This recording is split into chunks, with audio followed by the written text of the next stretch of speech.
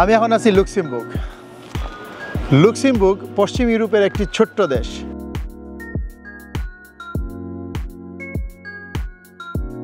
যার সীমানায় রয়েছে বেলজিয়াম, ফ্রান্স এবং জার্মানি। এর আকার ছোট, প্রায় 2586 বর্গ কিলোমিটার হওয়া সত্ত্বেও এটি বিশ্বের অন্যতম ধনী দেশ, যা তার উচ্চ জীবনযাত্রার জন্য শক্তিশালী অর্থনীতি এবং বহু সংস্কৃতি সমাজের জন্য পরিচিত।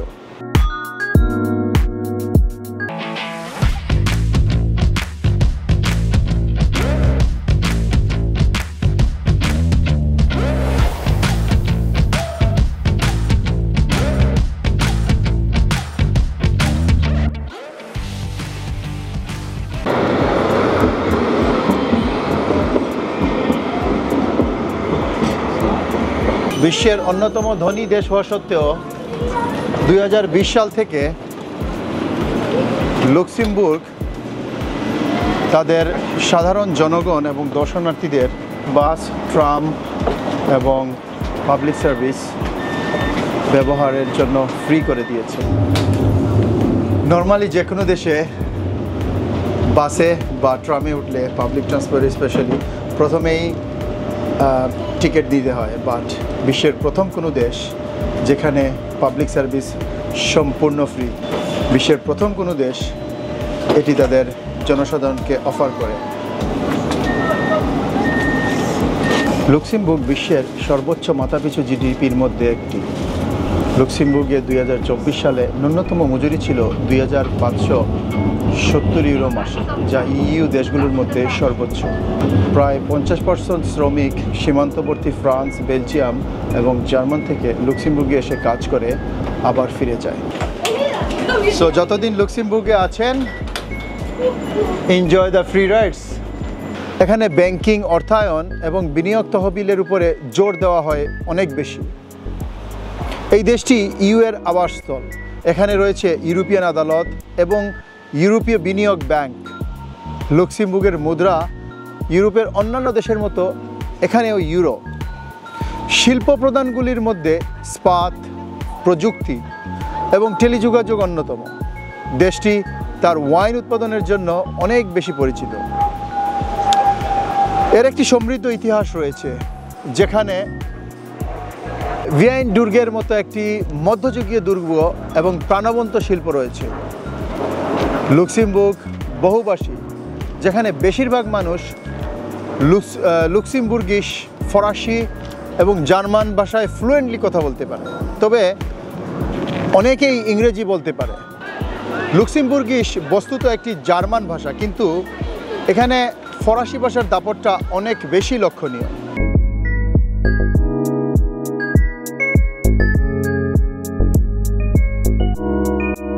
লুক্সেমবুর্গ বিনিয়োগ, তহবিল, বেসরকারি ব্যাংক এবং ফিনটেকের জন্য একটি শীর্ষ গন্তব্য।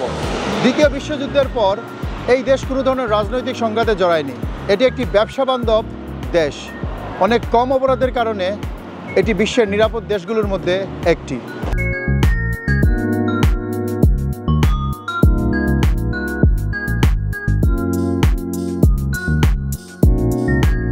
লক্ষ্য করলাম যে এর আশেপাশের দেশগুলোর থেকে এখানে পেট্রোলের দামটা অনেক সস্তা। এই যেমন ধরেন ফুল ট্যাঙ্ক করে নিলাম মাত্র পড়ল 76 ইউরো, যেটা কিনা অন্যান্য জায়গায় আরও বেশি পড়তো।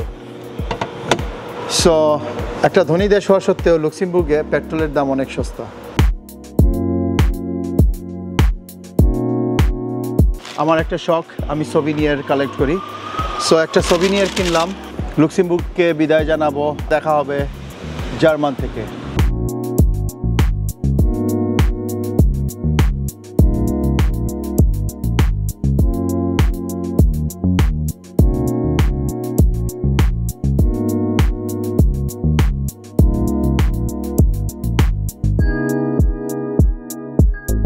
আমি এখন আছি জার্মানি। আপনারা হয়তো জানেন যে জার্মানির কিছু কিছু মোটরওয়ে বা হাইওয়ে আছে যেখানে ন্যাশনাল কোনো স্পিড লিমিট নেই, মানে যার যত মন চায় সে তত এখানে টানতে পারবে, যার গাড়ির অ্যাবিলিটি যত। সো আমি এমনই একটা রোডে আছি, এই মাত্র একটা সিগন্যাল পাস হইলো, যদি আমি সিগন্যালটা ক্যাচ করতে পারিনি, ফুটেজে ক্যাচ করতে পারিনি, যেখানে একটি সাইন দেওয়া ছিল যে maximum limit cross. That means যে এখানে কোনো ম্যাক্সিমাম লিমিট নেই, মানে আমি আমার যতটুকু ইচ্ছা, যত স্পিড মন চায় তত স্পিডে আমি গাড়ি টানতে পারবো।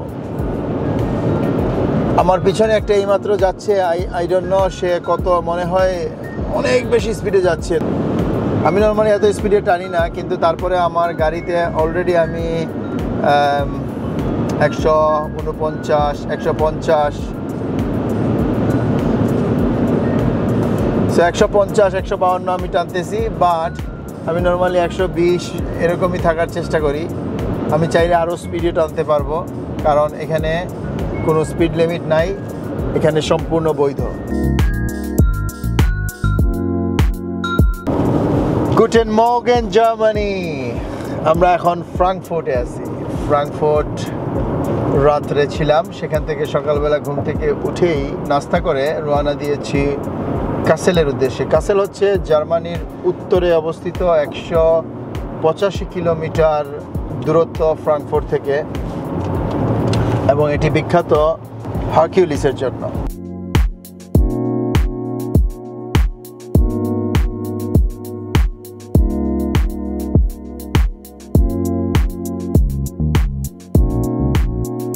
আমি এখন আছি জার্মানির কাসেল শহরে। কাসেলের হারকিউলিস মনুমেন্ট হচ্ছে জার্মানির সবচেয়ে আইকনিক ল্যান্ডমার্কগুলোর মধ্যে একটি, এবং ইউনেস্কোর তালিকাভুক্ত বাগপাক উইলিয়াম শহরের কেন্দ্রবিন্দু।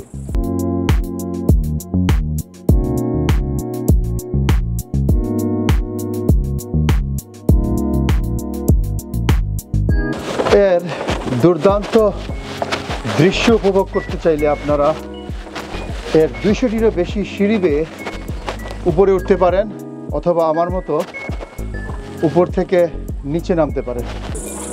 এটি একটি পিরামিড কাঠামো এবং একটি অষ্টভুজের উপরে দাঁড়িয়ে হারকিউলিসের একটি বিশাল, যা প্রায় 8.25 মিটার লম্বা মূর্তি।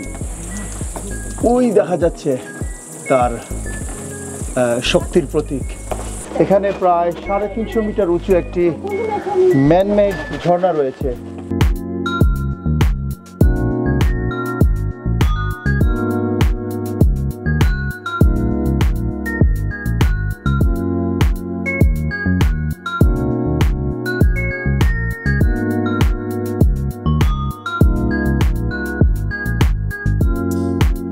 আমি কিন্তু এখন দাঁড়িয়ে আছি একদম ঝর্ণার মাঝখানে।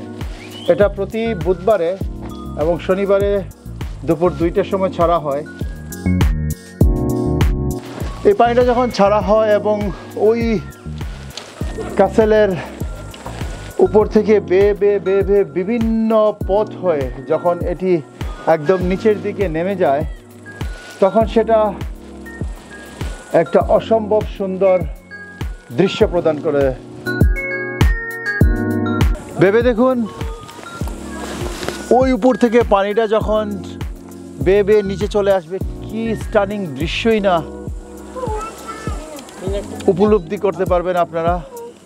তবে সেজন্য অবশ্যই বুধবার এবং শনিবারে দুপুর 2টায় আসতে হবে। বেশি লেট করা যাবে না। 6টা পর্যন্ত ওরা বলে, কিন্তু আমরা 4টার সময় এসেও বন্ধ হয়ে গেছে। এটি নির্মাণ করা হয়েছিল 1701 থেকে 1717 সালের মধ্যে। এটি স্ট্যাচু অফ লিবার্টি সহ অনুরূপ স্মৃতিস্তম্ভ তৈরিতে অনুপ্রেরণা তৈরি করেছিল। হারকিউলিস হলো প্রাচীন গ্রিক এবং রোমান কিংবদন্তির অন্যতম বিখ্যাত নায়ক, যিনি তার সুপার হিউম্যান বিং স্ট্রেংথ বা অমানবিক শক্তি এবং তার রোবোটিক শ্রম বা 12th লেবার এর জন্য পরিচিত। তার এই গল্পটির কারণেই তাকে ক্যাসেলের স্মৃতিস্তম্ভের মাধ্যমে সম্মানিত করা হয়েছে। হারকিউলিস কে ছিলেন? Son of Zeus and a mortal women, বা জিউসের পুত্র এবং একজন মরণশীল নারী তাকে অর্ধদেবতা করে তোলেন। এখানে মরণশীল বলা হচ্ছে কারণ মানুষ মরণশীল আর দেবতা মরণশীল নয়। যাই হোক, জিসাসের ঈর্ষান্বিত স্ত্রী হেরা হারকিউলিসকে বাধ্য করেন তার পরিবারকে হত্যা করতে, আর তাই প্রায়শ্চিত্তের জন্য তাকে 12টি অসম্ভব কাজ করতে দেওয়া হয়েছিল, যা 12 লেবার নামে পরিচিত। শক্তি, সহনশীলতা এবং বীরত্বের প্রতীক একটি ক্লাব এবং সিংহের চামড়া দিয়ে চিত্রিত করা হয়। এখানে ক্লাব অর্থ হচ্ছে একটি ভারী শক্ত লাঠি হাতে অঙ্কন করা থিম, যা অপরিসীম শারীরিক শক্তি এবং নিষ্ঠুর শক্তির মাধ্যমে সমস্ত বাধা অতিক্রম করার যে একটি ক্ষমতা, সেটাকে প্রতীক হিসাবে বোঝানো হয়েছে। এটা একটি প্রতীকী শক্তি এবং পরম শক্তির প্রতিনিধিত্ব করে।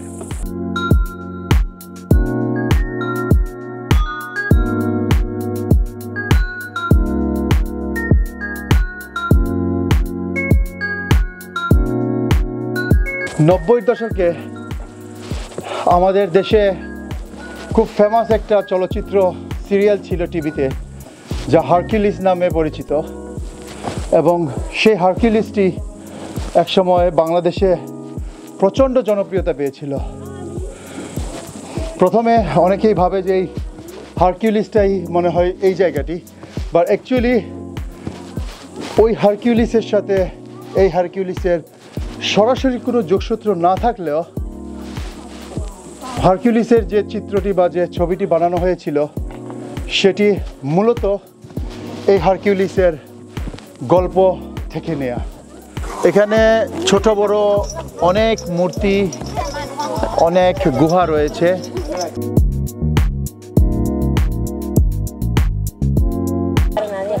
রোমান এবং গ্রিকরা তারা বিশ্বাস করত যে সব কিছুর একটি দেবতা আছে। যেমন এখানে রয়েছে একটি দেবতার প্রতীক, যেটাকে বলা হয় ওয়াটার দেবতা বা পানির দেবতা। আবার ওই উপরে যেটা স্ট্যাচু, সেটাকে বলা হয় যে শক্তির দেবতা বা পাওয়ারের দেবতা। সো তারা সব কিছুকে একটি দেবতা হিসাবে মানত বা দেবতার সাথে তুলনা করত। সো মূলত এটি একটি পৌরাণিক কাহিনী, যার সূত্রপাত হয়েছিল সেই গ্রিক এবং রোমান সময়ের থেকে, এবং আজ অবধি ভবিষ্যৎ পর্যন্ত এটি হয়তো বা চলতে থাকবে এভাবেই গল্পের মতো। আবার দেখা হবে অন্য কোনো জায়গায় আগামীকালকে।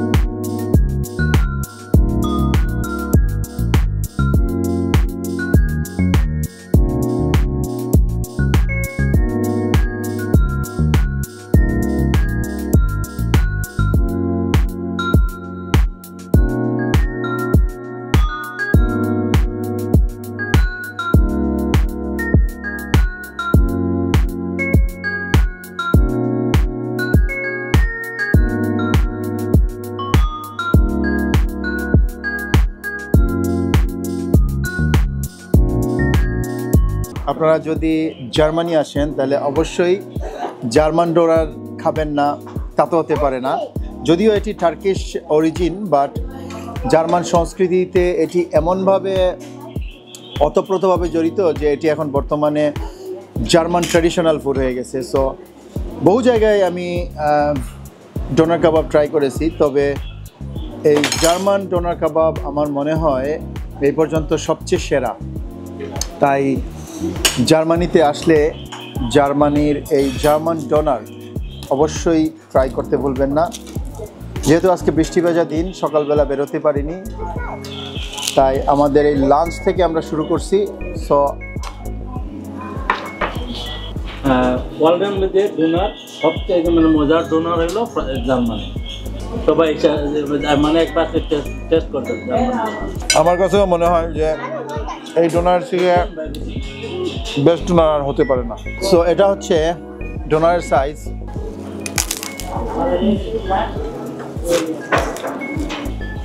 German doner is the best doner. সময়ের পরিক্রমায়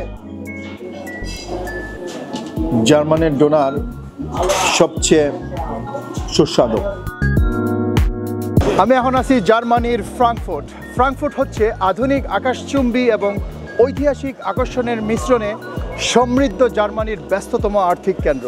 চলুন এখানে রোমাঞ্চকর এবং রিল্যাক্সিং এই শহরের কিছু অংশ ঘুরে দেখি।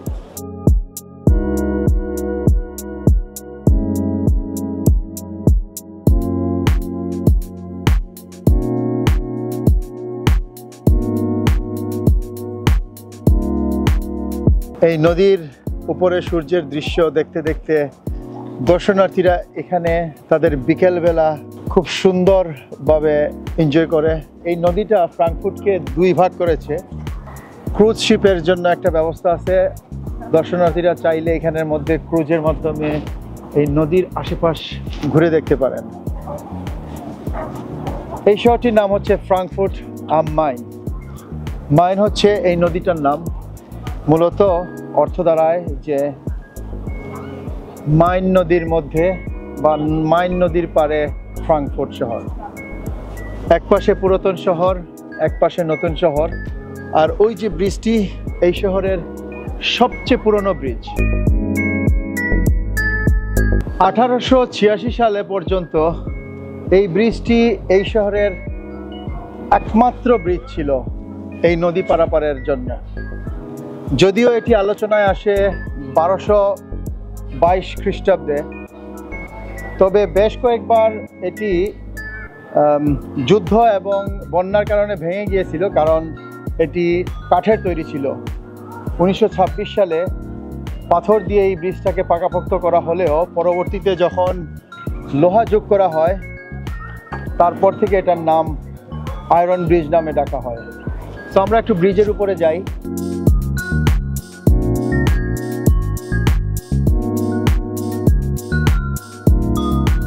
বাইরে বৃষ্টি শুরু হয়েছে, তাই আমরা এই ছাদের নিচে দাঁড়িয়ে আছি কিছুক্ষণ। দেখি আজকে সকাল থেকে সারাদিন বৃষ্টি ছিল, যার কারণে বের হতে পারিনি।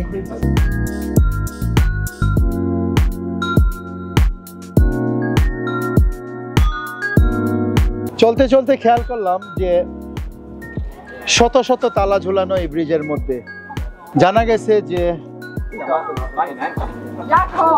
কপোতিরা তাদের ভালোবাসাকে অমর রাখতে বা অটুট রাখতে তালাটি মেরে চাবিটি নদীর গভীরে ফেলে দিছে।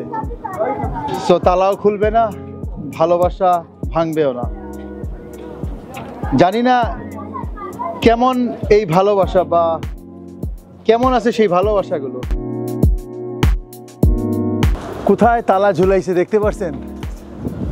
এত উপরে উঠে তালাটা ঝুলাইছে যাতে তাদের ভালোবাসাটা অনেক বেশি সেফ থাকে, যাতে তালাটা চুরি না হয়ে যায়। মাথার বুদ্ধি থাকলে ব্রিজের উপরেও তালা ঝুলানো যায়, কিন্তু ব্রিজের কি সৌভাগ্য যে কত লোকের ভালোবাসা তার ঘাড়ের মধ্যে নিয়ে বেড়াচ্ছে, এবং আরো কতকাল যে বেড়াতে হবে কে জানে।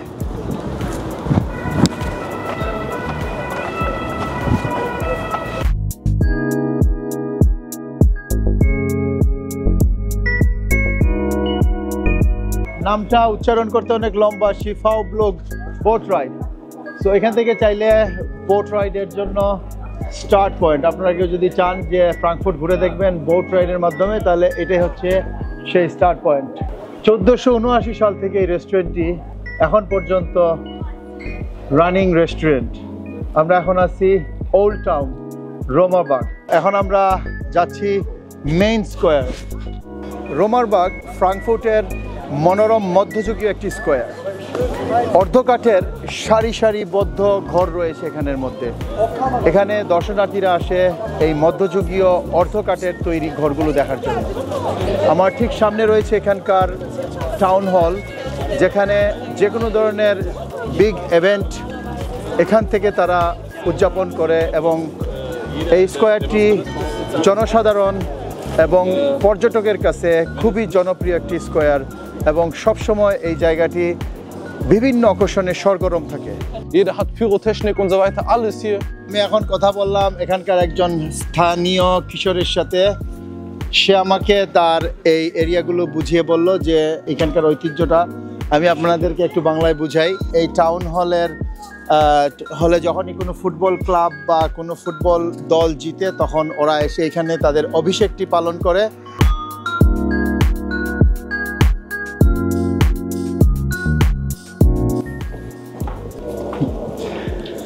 এটি হচ্ছে শহরের অন্যতম পুরাতন ক্যাথেড্রাল। এটার আরেকটা পরিচয় হলো রোমানদের আমলে এটি রাজ্যাভিষেকের কেন্দ্র হিসাবে ব্যবহার করা হতো।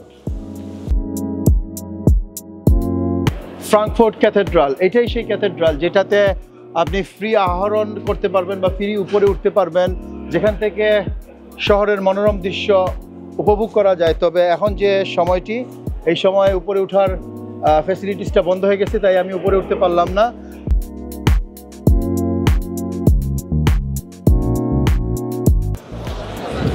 এই শপিং স্ট্রিটে ঘুরে দেখতে পারেন ফ্রাঙ্কফুর্টের আরেকটি ব্যস্ততম এরিয়া, যেখানে সব ধরনের শপিং ব্র্যান্ড রয়েছে এবং সামনে রয়েছে সেই commercial part of Frankfurt.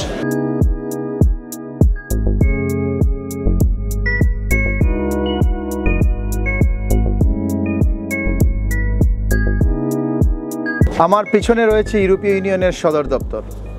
Frankfurt um main ইউরোপীয় ইউনিয়ন বা ইইউ এর সবচেয়ে গুরুত্বপূর্ণ শহরগুলোর মধ্যে একটি। এটি ইইউ এর আর্থিক রাজধানী।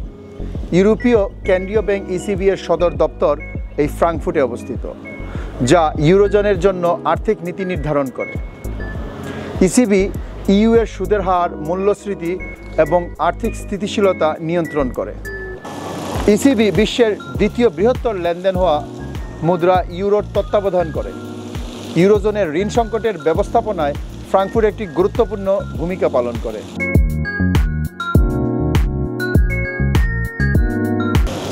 ফ্রাঙ্কফুর্ট হলো ইইউ এর আর্থিক ও লজিস্টিক্যাল হাট, যা অর্থনৈতিক স্থিতিশীলতা, দক্ষ বাণিজ্য এবং সংযোগ নিশ্চিত করে। ফ্রাঙ্কফুর্ট ছাড়া ইইউ এর আর্থিক ব্যবস্থা, ব্যাংকিং নিয়ন্ত্রণ এবং পরিবহন নেটওয়ার্কে বড় ধরনের ব্যাঘাতের সম্মুখীন হতে হতো।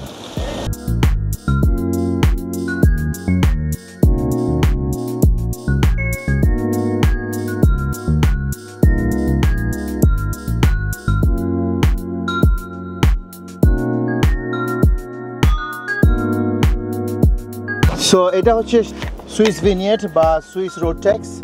এটার দাম হচ্ছে 40 সুইস ফ্রাঙ্ক। আপনারা চাইলে এটা অনলাইন থেকে কিনে নিতে পারেন অথবা বর্ডারেও। এটা কম্পালসারি কিনা। আমি জাস্ট ফেসবুকে খুঁজলাম যে দেখলাম আছে কিনা। সো দেখলাম 1,20 ইউরোতে বিক্রি করতেছে। তাকে জাস্ট মেসেজ দিলাম এবং এখন আমি সেটা সুইজারল্যান্ড ঢোকার আগেই কালেক্ট করতেছি। কালেক্ট করে এখন সুইজারল্যান্ডে ঢুকে যাব। সো এখানে 20 ইউরো আমার সেভ হচ্ছে। বাট আপনারা যদি এই সেভ ফ্যাসিলিটিস না পান, তাহলে আপনারা 40 সুইস ফ্রাঙ্ক দিয়ে বর্ডারে কিনে নিয়ে তারপরে অবশ্যই ঢুকবেন, কারণ তা না হলে যদি পুলিশের কন্ট্রোলিং হয় তাহলে অনেক টাকা ফাইন পাবেন। এবং এটাকে আপনি চাইলে এইভাবে স্ক্রিনে লাগিয়ে রাখতে পারেন। সো আমি এভাবে স্ক্রিনে লাগিয়ে রাখছি। সম্ভবত জার্মানিতে আমাদের লাস্ট তেল ভরা, ট্যাঙ্কিটা ফুল করে নিলাম সুইজারল্যান্ডে যাওয়ার আগে। সো ফ্রাঙ্কফুর্ট থেকে সুইজারল্যান্ড যাওয়ার পথে একটা সার্ভিস স্টেশনে থামলাম। প্রচণ্ড বৃষ্টি শুরু হয়েছে, তাই এখানের মধ্যে লাঞ্চ এবং একটা কফি খেয়ে নিলাম। কফিটা খারাপ না, ভালোই। একটি বৃষ্টি ভেজা দিন, পথিমধ্যে ব্ল্যাক ফরেস্ট পড়ে। সো প্ল্যান ছিল যে ব্ল্যাক ফরেস্ট ঘুরে যাব, কিন্তু এই এত বৃষ্টি শুরু হয়েছে, জানি না পারবো কি না। আমার মনে হয় ব্ল্যাক ফরেস্টে ঘুরতে পারবো না, কারণ অলরেডি বৃষ্টি শুরু হয়ে গেছে প্রচণ্ড এবং রাস্তায় অনেক ট্রাফিক। বাই দ্য টাইম আমরা যাব বন্ধ হয়ে যাওয়ার সম্ভাবনা বেশি। সো আপনারা যদি আসেন তাহলে অবশ্যই ব্ল্যাক ফরেস্ট ঘুরে যাবেন। একটা জিনিস লক্ষ্য করলাম যে ইংল্যান্ডের মতো ফ্রান্স, জার্মানি, বেলজিয়ামে তাদের টয়লেট ফ্যাসিলিটিসটা ফ্রি না। সব জায়গায় মোটামুটি 1 ইউরোর মতো করে পে করতে হয়।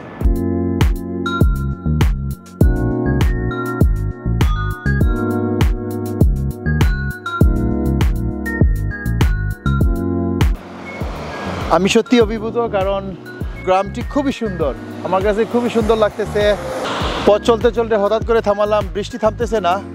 আমরা অলরেডি ব্ল্যাক ফরেস্টে চলে আসছি। এ হচ্ছে তার ব্ল্যাক ফরেস্টের সাইন। সম্ভবত একটা রেস্টুরেন্ট টাইপের কিছু একটা হবে, তবে প্রতিটা জায়গায় এরকম করে স্ট্যাচু দেওয়া। এটা হচ্ছে ব্ল্যাক ফরেস্টের প্রতীক। সো গাড়ি থামাইছি, একটু ফুটেজ নিয়ে নিলাম। প্রচণ্ড বৃষ্টি, আমার মনে হয় আজকে কিছুই করতে পারলাম না, সারাটা দিন চলে গেল।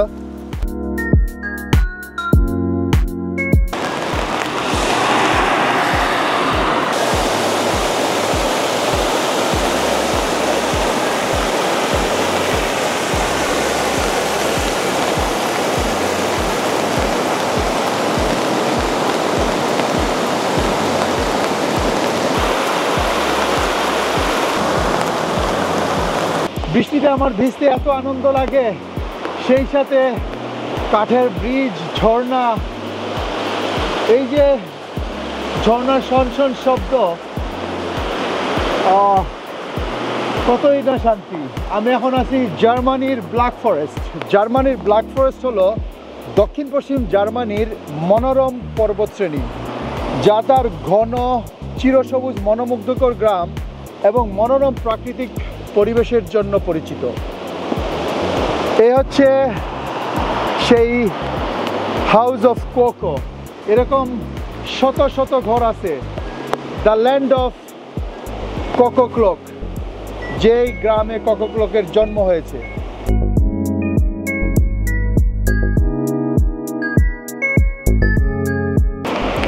আমি এখন আছি দ্য ওয়ার্ল্ডস বিগেস্ট কুকু ক্লক, পৃথিবীর সর্ববৃহৎ কুকু ঘড়ি। চলুন আমার সাথে, আমি আপনাদেরকে ঘড়ির সামনে নিয়ে যাই। এটি হচ্ছে পৃথিবীর সর্ববৃহৎ কুকু ঘড়ি বা কুকু ক্লক। ওই যে জানালা দেখা যায় ছোট্ট দুইটা, এই দুটার ভিতর থেকে পাখি বেরিয়ে আসে এবং কু কু শব্দ করে। যদিও এখন 7:30 বাজে, বন্ধ হয়ে গেছে। কোকো ক্লক বা কোকিল ঘড়ি মূলত প্রতি আধা ঘন্টা বা 1 ঘন্টা অন্তর অন্তর একটি ছোট কাঠের পাখি বেরিয়ে আসে, কোকো শব্দ তৈরি করে। আমি এখন আছি ব্ল্যাক ফরেস্টের ট্রাইবার্গ গ্রাম। কুকু ক্লক বা কোকিল ঘড়ি এবং ব্ল্যাক ফরেস্ট মিউজিয়ামের আবাসস্থল। কুকু ক্লক হলো ব্ল্যাক ফরেস্টের অন্যতম বিখ্যাত প্রতীক, যা তার জটিল কারুকার্য, মনোমুগ্ধকর নকশা এবং তার কোকো স্বাক্ষর বা শব্দের জন্য পরিচিত। 1730 দশকে ফ্রান্স আন্টন ক্যাটেরের শুনওয়াল এলাকার একজন ঘড়ি নির্মাতাকে প্রথম কোকিল ঘড়ি বা কোকো ঘড়ি আবিষ্কারের কৃতিত্ব দেওয়া হলেও 1800 শতকে ব্ল্যাক ফরেস্ট ঘড়ি নির্মাতারা প্রথম কোকো ক্লক তৈরি করেছিলেন। অরিজিনালি কাঠের তৈরি যন্ত্রপাতি দিয়ে এই ঘড়িটি তৈরি করা হয়, তবে এখন যান্ত্রিক ব্যাটারি চালিত বা কোয়ার্টজ চালিত সংস্করণ অন্তর্ভুক্ত হয়েছে। বিভিন্ন ধরনের ঘড়ির ধরন বা স্টাইল রয়েছে। ঐতিহ্যবাহী স্টাইলেরগুলোর মধ্যে হচ্ছে কাঠের তৈরি, খোদাই করা ঘর, শিকারী প্রাণী, প্রাকৃতিক দৃশ্যের নৃত্যরত দম্পতি বা কাঠুরিয়ার মতো চলমান বা রেলওয়ের গার্ড হাউস ইত্যাদি স্টাইলের ঘড়ি রয়েছে। এখানে রয়েছে ট্রাইবার্গ জলপ্রপাত, যা জার্মানির সবচেয়ে বড় জলপ্রপাতগুলোর মধ্যে একটি। ব্ল্যাক ফরেস্ট জাতীয় উদ্যান, যা হাইকিং ট্রেল সহ একটি ইউনেস্কোর সুরক্ষিত এলাকা। আজকে বৃষ্টির দিন, আমাদের আস্তে আস্তে অনেক লেট হয়ে গেছে, রাস্তায় অনেক ট্রাফিক ছিল। আমাদের নেক্সট গন্তব্যে যেতে হবে, তাই যতটুকু পেরেছি আমি ঘুরে দেখেছি। এর বেশি ঘোরা সম্ভব হয়নি, কারণ সব কিছু বন্ধ হয়ে গেছে এবং প্রচণ্ড বৃষ্টি।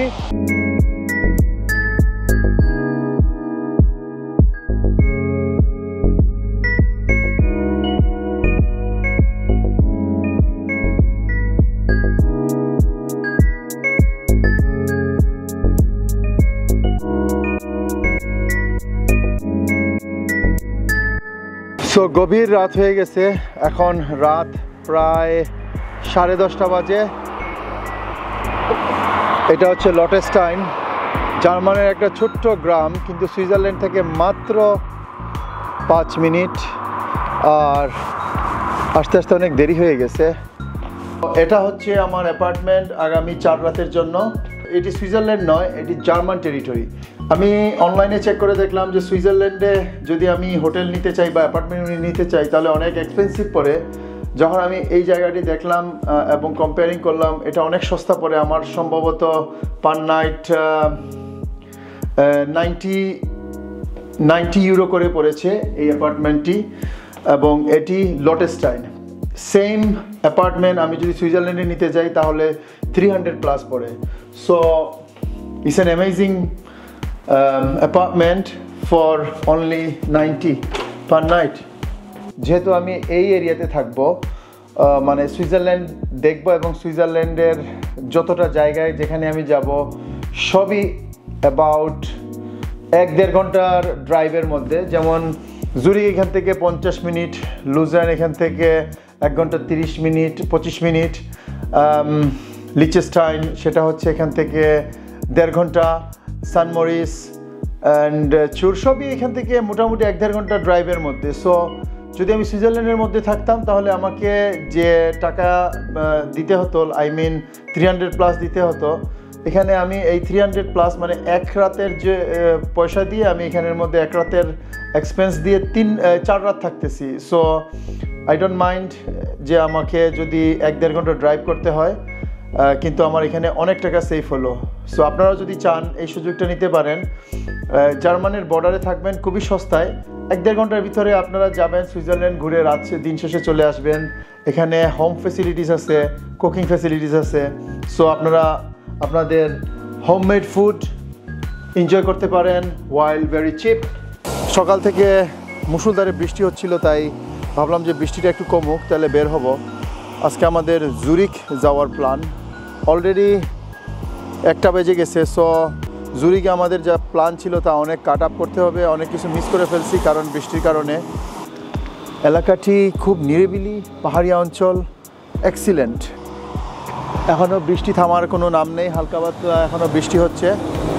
সো চলুন আমরা জুরিক যাই এবং জুরিকটা একটু এক্সপ্লোর করি। যেহেতু বৃষ্টি, সুইজারল্যান্ডের জুরিকে যাব, তাই যাওয়ার আগে কিছু শপিং করে নিচ্ছি। একটা জিনিস সবসময় মনে রাখতে হবে ইউরোপে, যে রবিবারে প্রায় সব কিছু বন্ধ থাকে। ইংল্যান্ডের মতো নয় যে 24 আওয়ার এখানে সব কিছু খোলা থাকে। সো অবশ্যই সেদিকে খেয়াল রাখতে হবে। যেহেতু ফ্ল্যাট নিয়েছি, সবচেয়ে বড় সুবিধা হচ্ছে খাবার দাবারগুলো আমার যা ইচ্ছা তা আমি রান্না করে খেতে পারি। যদিও বাইরে খাই, কিন্তু বাইরের খাবার অনেক সময় আত্মতৃপ্তি পাওয়া যায় না বা তৃপ্তি পাওয়া যায় না। সো অনেক সময় ঘরের হালকা কিছু খাবার যদি রান্না করে খাওয়া যায় তাহলে সেটি যেমন সুস্বাদু হয় তেমনি আত্মতৃপ্তি পাওয়া যায়। সো এই জন্য হালকা কিছু শপিং করে রাখতেছি আগামীকালকের জন্য। মিক্স সালাড নিলাম 2টা, বেশ nice, good price, 79 euro cent এক একটা। আমি সারপ্রাইজ যে সুইজারল্যান্ডের বর্ডারে টার্কিশ ড্রিঙ্ক আয়রন বিক্রি করতেছে। It's very very surprising. So এখানে ডিম দেখতেছি কত দাম। ডিম 18টা 339 আর 10টা 199। শপিং নিয়ে নিলাম মোটামুটি যা প্রয়োজন।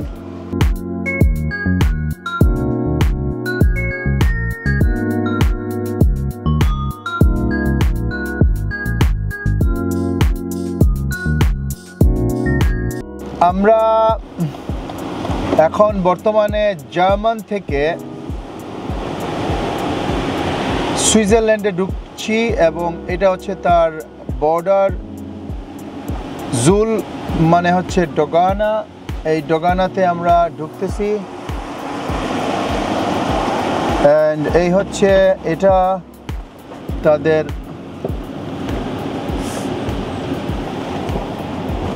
এই হচ্ছে ব্রিজ। এই ব্রিজের আমরা এই পাশে ছিলাম জার্মানি, এখন সুইজারল্যান্ডে ঢুকছি। সো এই হচ্ছে ব্রিজটার এই ঠিক মাঝখানে। এখন আমরা 0 পয়েন্টে আমরা সুইজারল্যান্ডে চলে আসছি। আর এটা হচ্ছে আমরা সুইস। নাও আমরা সুইস টেরিটরিতে চলে আসলাম। এই যে সুইস, এই যে সিএইচ মানে সুইস, এটা হচ্ছে স্পিড লিমিট ওদের।